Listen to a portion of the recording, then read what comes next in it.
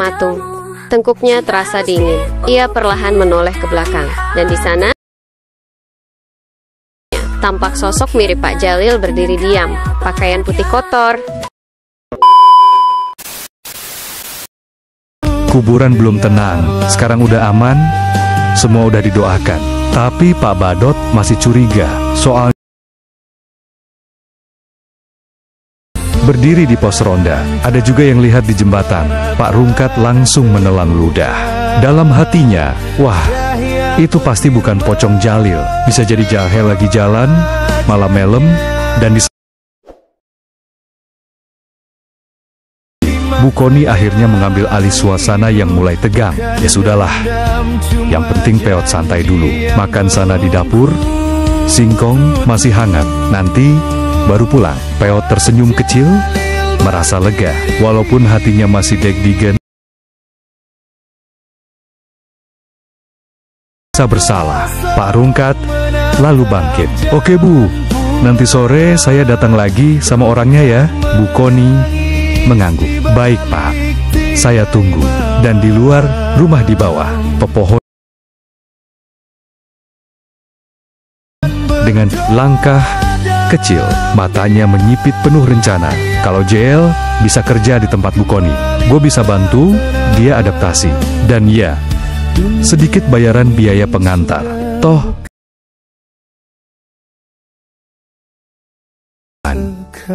aman. Tapi dia nggak sadar, seseorang sedang mengintai dari jauh, dengan mata merah menyala, dan teror belum selesai.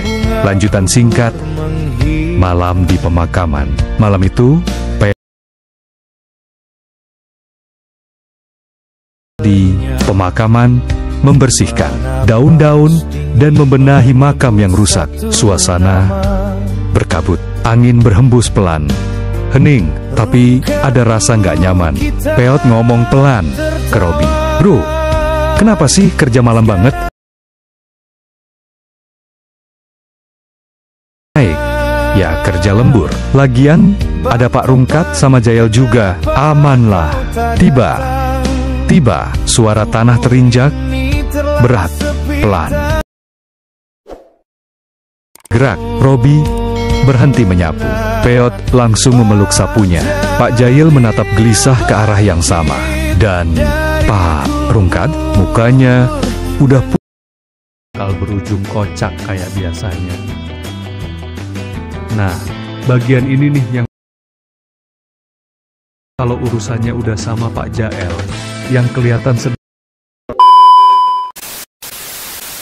lucu. Nah guys, setelah tadi kita golok, ternyata ada satu hal yang makin bikin suasana tambah misterius.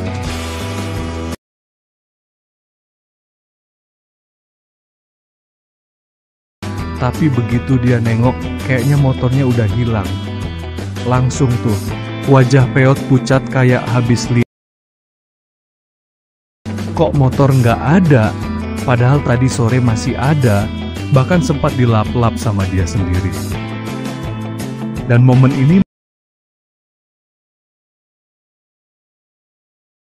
guys, motor si Peot beneran diembat oleh Pak Jael. Soalnya di bagian lain kita lihat jelas, endap kayak semut lagi cari potongan kue. Sikapnya mencurigakan banget. Diam-diam, kesannya kayak lagi mau ngambil sesuatu, bukan cuma numpang tidur.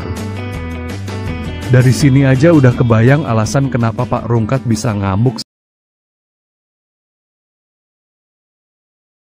Hilang, Pak Rungkat tuh bukan cuma marah sebagai bapak, tapi juga marah karena merasa tidak dihargai.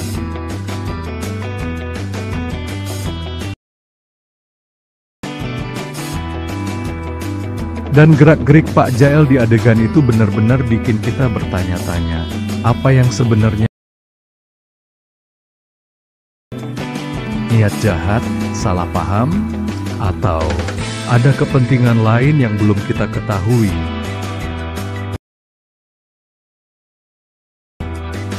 Yang jelas, kelakuan Pak Jael yang ngendap gue cuma capek, terlalu banyak hilang sekaligus.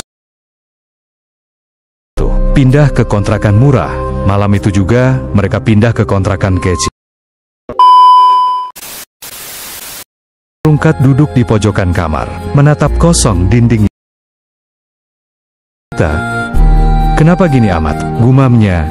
Lirih, Peot menatap ayahnya dengan penuh kasihan. Yang penting kita masih bareng. Tahan air mata yang hampir jatuh. Ia bukan tipe pria sentimental. Terlalu berat. Apakah Pak Rungkat akan sakit? Jam 2 dini hari, Peot terbangun. Ia mendengar suara batuk keras dari dapur. Saat wajah pucat, mata sayu. Bapak, kenapa? Badanku meriang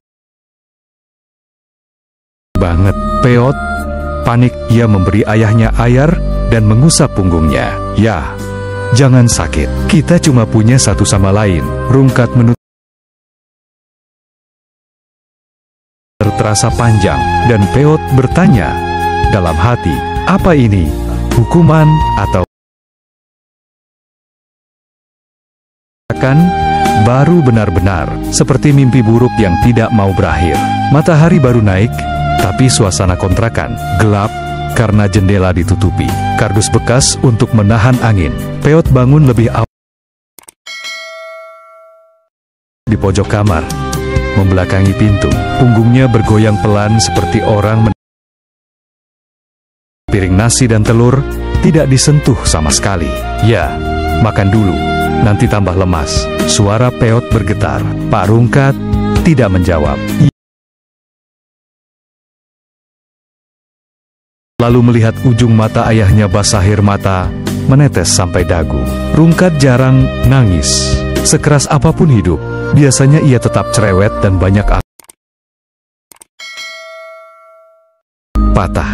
Sesak dalam diam, Peot duduk di sebelahnya.